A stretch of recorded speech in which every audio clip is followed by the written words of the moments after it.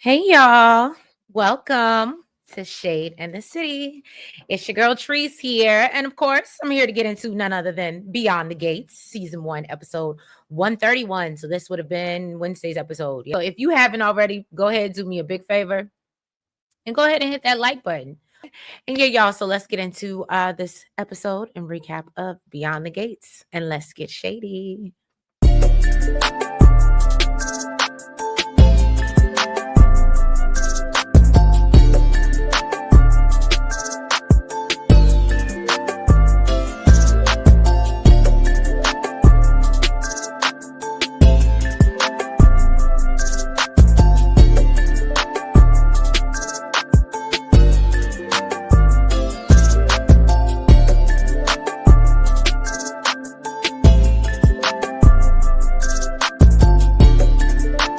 So we start off this episode with Danny and Bill. Danny has come over to go through old photos of Chelsea, and they talking about this non-mitzvah, whatever she had when she was younger. So Bill was like, no shade, but this could have been an email. So what you here for? You know what I'm saying? It's just an excuse to spend a little bit more time with me. And of course, we see Haley in the background lurking around the corner, ear hustling.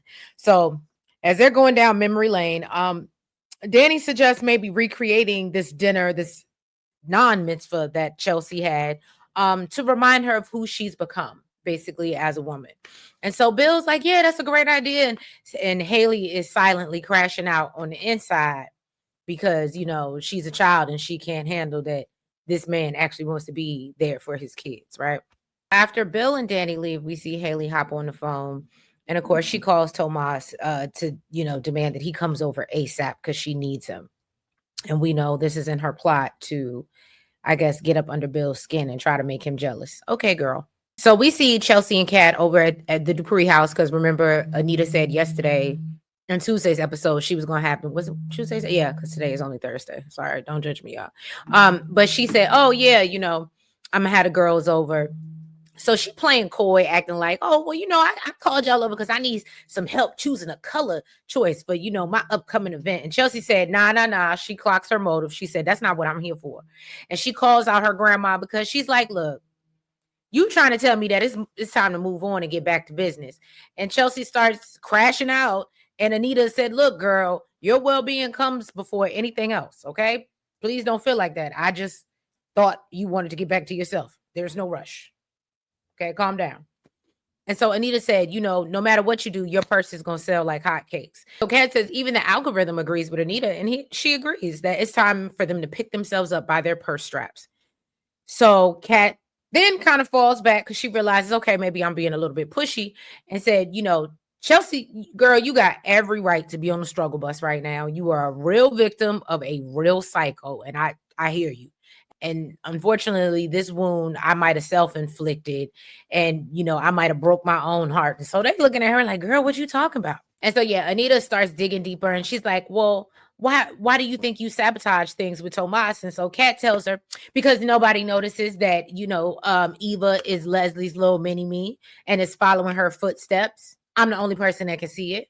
And so Chelsea explains that, Kat decided to voice her opinion and how she felt to Tomas.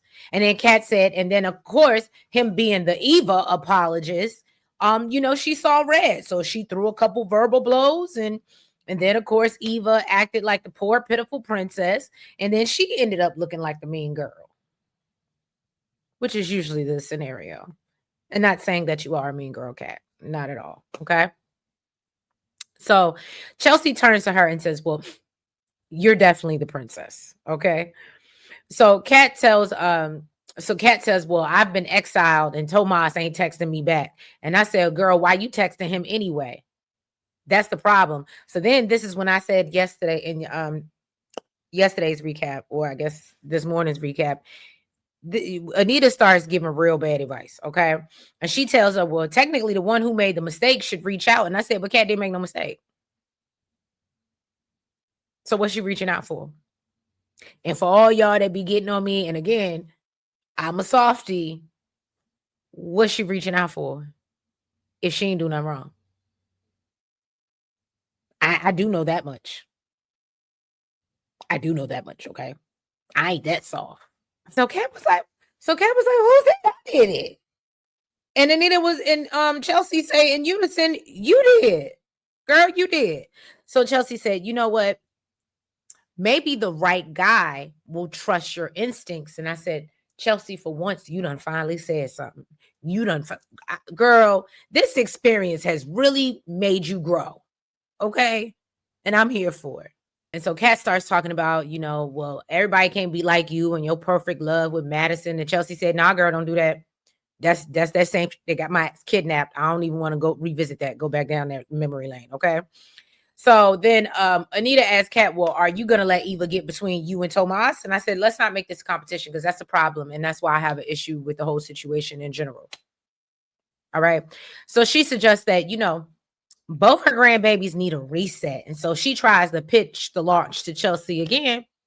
And Chelsea said, Grandma, what don't you understand? I'm scared. Okay. And so Anita said, if you're worried about the press, and so Chelsea ain't trying to hear it. And Anita, and she said that she's worried about the press asking her about, the kidnapping ordeal. And so Anita assures her, girl, we'll keep that quiet. You ain't even got to worry about it. You ain't got to talk about that. And so Chelsea thinks, well, what happens if Allison decides to do a tell-all jailhouse interview? And Kat said, girl, we wouldn't do that. We would just, why are you even worried about that? We just call your daddy on him. And so Kat said, well, look, if you're not ready, then the purses can wait because without you, it feels fake. And what's the point if you're not the face of it? And I said, well, good girl, Kat, good girl. So Chelsea asked, well, are you going to, so Chelsea said, oh, well, are you going to wait for your argument with Tomas to work out as well? And so that's when we see Kat get up and she decides to march her ass out to go find Tomas and says, thanks for the inspo. And I was so upset with her and the fact that they let her. But anyway, so then Chelsea tries to leave, but Anita said, not too much. We gonna sit here. We got some work to do. She said you could scream, yell, but you know that shows signs of life. But I need you to show me that. And so Chelsea said, look, I'm really scared about this launch. And Anita tells her, I'm right by your side and I will love you through this. Okay. She said each day it'll get easier and advises Chelsea, you can't let Allison steal your dream. She tells Chelsea, you gonna stay here and we're going to talk through it and we're going to find a way to launch this business. And I said, well, I guess it took Grandma Anita stepping in to say, this is what you're going to do. I don't care what you want to do. Yeah, we understand your feelings, but we ain't going to sit in them too long. And I'm be honest, I do think that is a very old school grandmother mentality way of doing things because those older generations had to go through so much and they had to tough it out and they didn't get a chance to be sad or sit in nation. So even though, yes, Chelsea has been through something very traumatic, I think what Anita was telling her was like, yeah, girl, you got to overcome it. Not saying get over it, but you got to overcome it. Don't let it overcome you. Oh, okay. I just said a word. All right. So, y'all, I don't know what was going on this episode. First of all, what does Andre have on? This is a problem for me. And I believe it was it you, Princess, or was it you, Sky, that said he looks like two different shades of mustard. One looks like the spicy mustard and the other one looks like Dijon. But anyway, so Andre goes by the hospital looking for Ashley and Shanice is looking at him crazy. And he said, look, girl, I come in peace. I'm in the friend zone. I ain't here. So Shanice said, look, you can wait. Ashley gonna be back any minute now. So he's like, well, what's going on with Derek? And Shanice tells him, he's doing better. So Ashley goes to check on Derek and he lets her know that the doctor said he's ready to move him to outpatient PT, which kind of takes Ashley by surprise. She looked like she's not really going for it at first. And so he acts like he's getting ready to tell her the truth, but then they're interrupted by her phone because it's Andre letting her know that he's there. She said, oh, Andre's here because I asked him to come. And literally my notes say why. But she says, I just wanted to share our good news. Ashley comes out to tell Andre that her and Derek are engaged and she's hopeful that he can be happy for her. Meanwhile, Shanice is tending to Derek, trying to, test the feeling in his legs. But Derek tells her that, Ashley already done that, which Shanice brushes off because she's like, I don't give a damn what Ashley did because she's not a physical therapist. And I said, well, it's that part. So she starts talking about how, even though we went out a couple times and, but you was still lusting after Ashley, and Derek, apologizes for bringing her and his foolishness.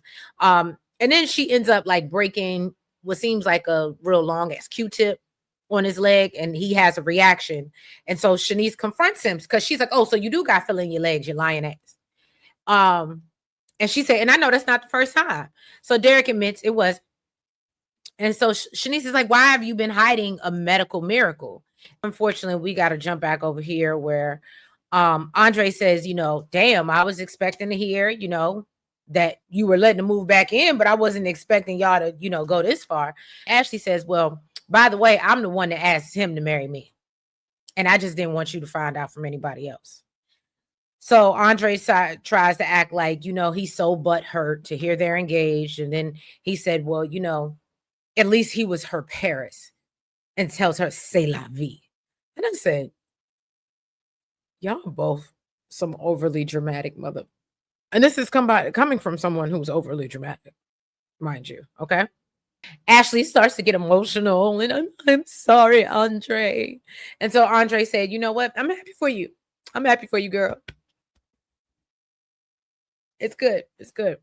So then we go back to Derek. He playing in Shanice's face and saying, "Look, I wasn't sure if the feeling was coming back. So that's why I wasn't saying nothing." And Shanice clocks that lie and says, "So if you thought that, why wouldn't you tell Ashley?" And so Derek said, "Because I don't want to. I ain't trying to get her hopes up." And so Shanice said, "No, you're afraid. If Ashley knows, she won't walk down the aisle with you." And so Derek then starts to make it seem like Shanice is jealous and wants him. And Shanice said, "No, no, no, not too much. No, that's not the case." And he said, "Well, look, you bound by HIPAA anyway, so you can't disclose anything to Ashley, even if you want to." And I said, "Ooh, it's getting ugly. It's getting ugly." Of course, Haley has Tomas over pretending that she's planning the surprise party. And she talks about, and the only reason I got this, y'all, is because she's talking about wanting to showcase the different stages of Bill in his life. And then Tomas asks, "Well, how do we do that when we don't know about the beginning stages?" And so Haley is telling him, "Well, maybe you could dig deeper and do some research since that's what you're good at."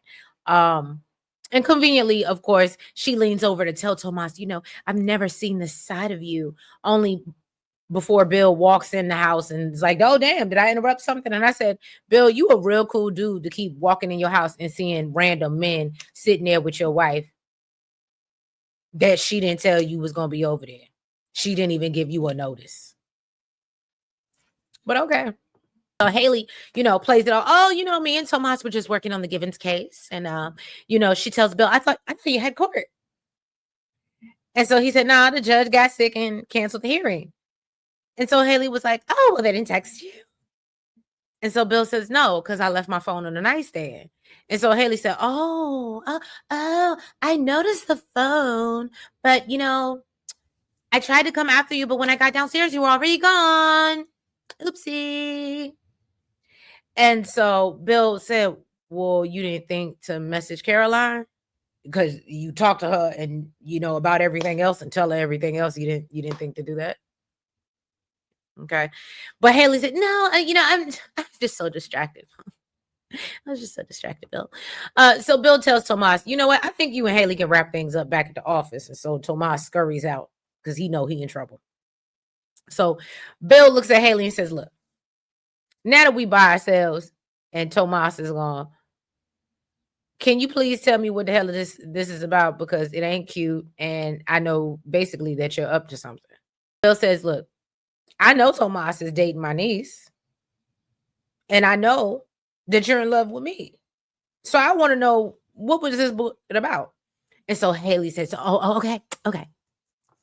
So you're admitting that it didn't feel so good to see your person cozied up with somebody else." I said, "Bill, do you not clock how childish this is and how childish she sounds?" "Oh, okay." So Bill said, "Look, Danny is just trying to put our daughter back together." Okay. And so he reaffirms for Haley that there's nothing romantic with him and Danny. And he was like, "Why don't you realize that, like, I love you? Like, abandon my whole family and, you know, cause tension, all this other, like, why don't you get that by now? Because she's a child. That's why. Haley says, well, you know what? Why I need you to prove that. And so she wants him to march his ass over to Danny's and tell her that they are never, ever getting back together. And I said, you look like a Swiftie. You give me that. So you know what? I'm not even surprised by that line. Okay. So now we see Kat. Oh my God, this was so brutal. Kat goes down to find Tomas at Orphe Jeans, and she lets Tomas know, look, I came to apologize. And so she sits down, and Tomas tells her that Bill thinks he's trying to get with Haley, which Kat said, well, that's confusing because, you know, 4H is the one that's the home wrecker, because don't forget, one of the H's absolutely stands for home wrecker. Okay. But she said, you know what? But you can like whoever you want. And so Tomas said, look, I've always been Team Kat, just never anti anyone else. And I said, when have you ever been Team Kat? When you were snitching and telling Eva all her business, or her nemesis? Was that when you were Team Kat? I'm just, anybody in the chat, please weigh in the comments, please.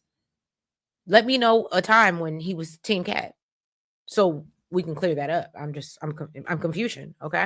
So Kat talks about, you know, you've been so patient, Tomas, and, you know, and I've only repaid you with another tantrum about Eva. She said, when you called me a mean girl, it made me feel ugly because, you know, you were right. And I said, no, that's not true. But okay, Kat, I get you trying to take accountability. And so Kat tells him that, look, I can do better and be better if you let me. And I said, and only if you knew he won't worth it. So it ain't hard to be better than him. All the curse words that want to come out. I'm sorry. Tomas said, you know, I love being with you, Kat, and I appreciate, you know, you sharing your first time with me. And says, but just maybe our timing was wrong. And so Kat starts pleading and talking about how, you know, no, I'm almost past the bad. And, you know, can you stick around for the good? And so she said, instead of being a mean girl, she wants to be his girl. Don't know if you got a girl. Don't mean to disrespect her. Sorry. Thoughts of you rule my world. I'm done. Just wanna be your girl. Okay, I'm sorry. So Tomas brings up that, you know, we haven't been able to make it work in the bedroom, and Kat convinces herself, you know what, maybe we just put too much pressure on ourselves, and we should just get back to the beginning of, you know, when we had that original spark. And so he said, well, girl, I never lost that spark. But he admits that, you know, I ain't made things easier frolicking around with Eva. He said, but I do want us to work. And I said, oh, ain't that nice? Not really.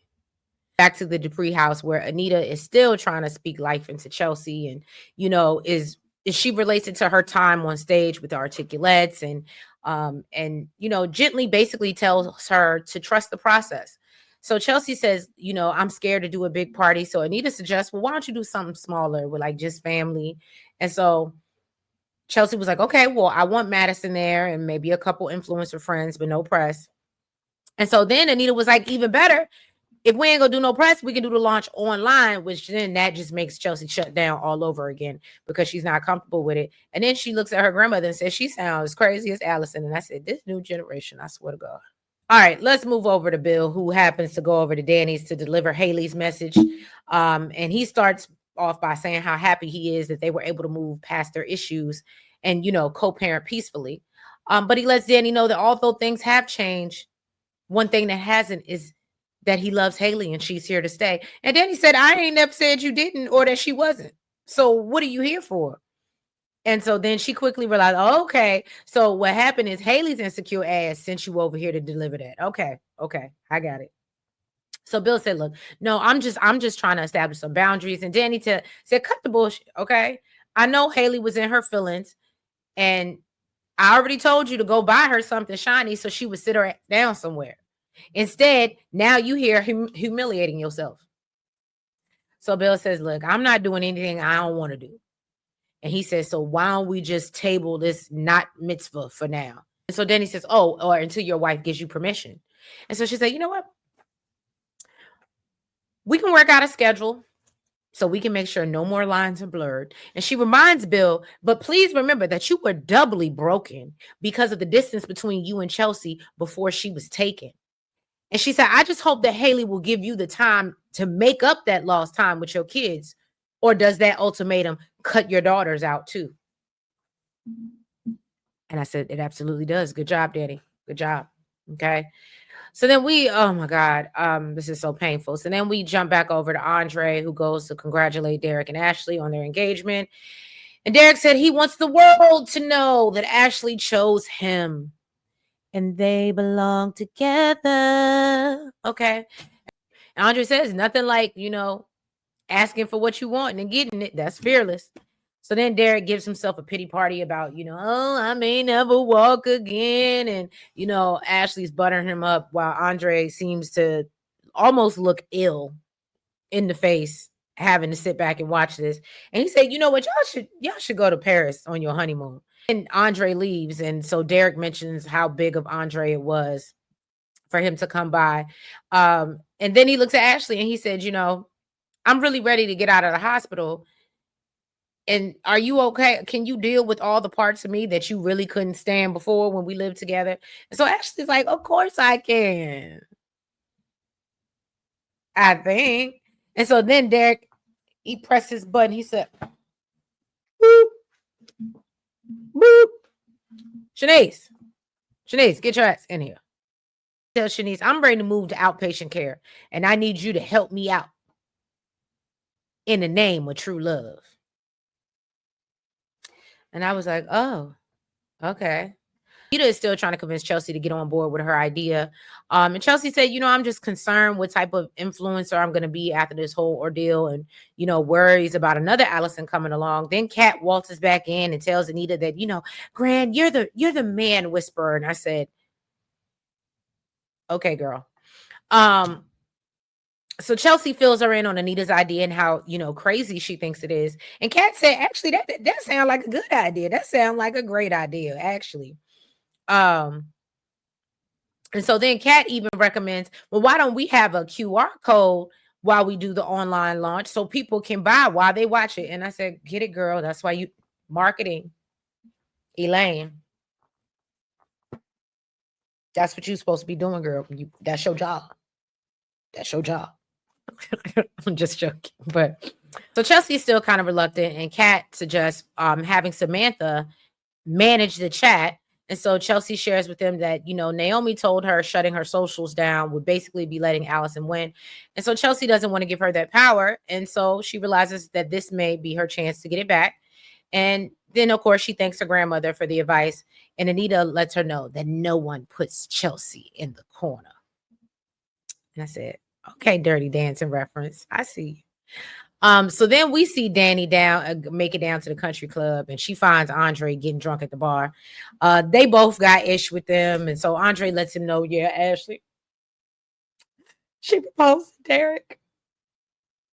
And I feel like I've been punched in the heart.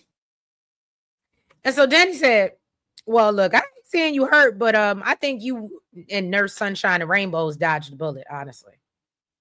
So Andre was like, oh, you just want me all to yourself. And then he said, although I enjoy you very much, sir, I think Ashley just isn't the right person for you. And I was like, I kind of understand that.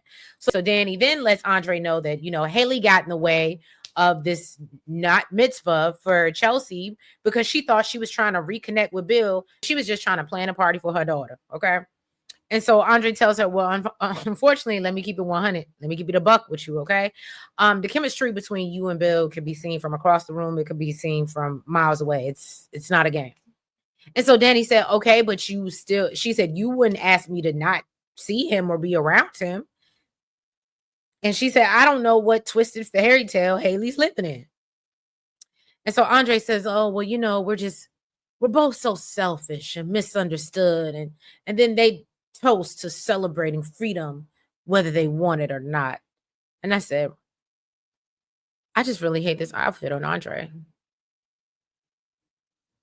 All right, let's move on. Last scene. So Bill goes down to Orphagene's and he meets up with Tomas. And so Tomas is stuttering about like, Bill, hold on, Bill, I can explain. And so Bill says when specificity I think that's how you say it, is lacking, he assumes that people are stupid.